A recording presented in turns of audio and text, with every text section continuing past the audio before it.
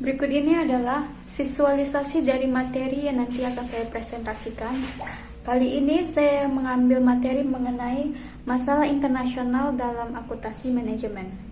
Untuk penjelasan lebih lanjut, bisa dilihat pada video berikut ini. Hai, perkenalkan nama saya Rini Utari. Saya mahasiswi dari Universitas Lancang Kuning dengan NIM 1962201082.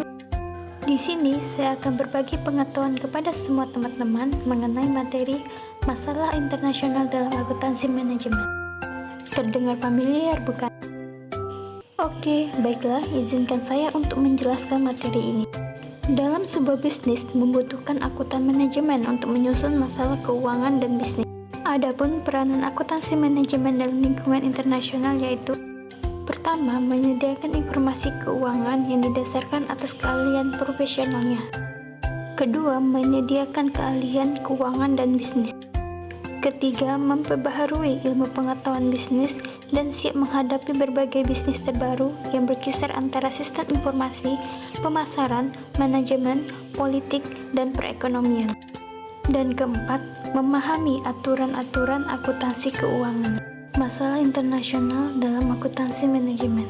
Dalamnya terdapat masalah dasar yang dihadapi perusahaan internasional, yaitu pertama, masalah kontrol internal. Kedua, keterbatasan institusional. Ketiga, masalah keragaman mata uang. Dan keempat, keragaman peraturan dan ketentuan hukum. Berikutnya, mengenai lembaga keuangan internasional. Pertama, IMF atau International Monetary Fund.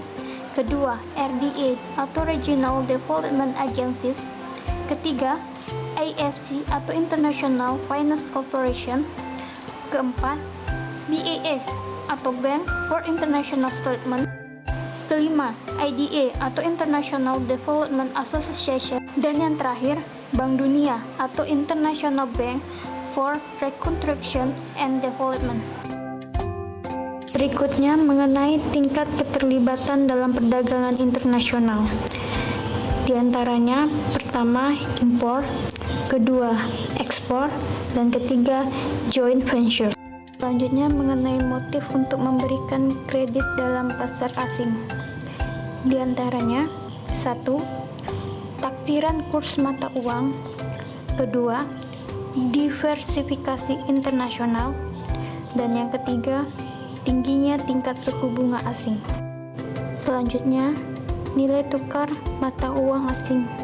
Di antaranya, satu, resiko transaksi atau transaction risk. Kedua, resiko ekonomi atau economy risk. Ketiga, manajemen resiko mata uang atau currency risk management.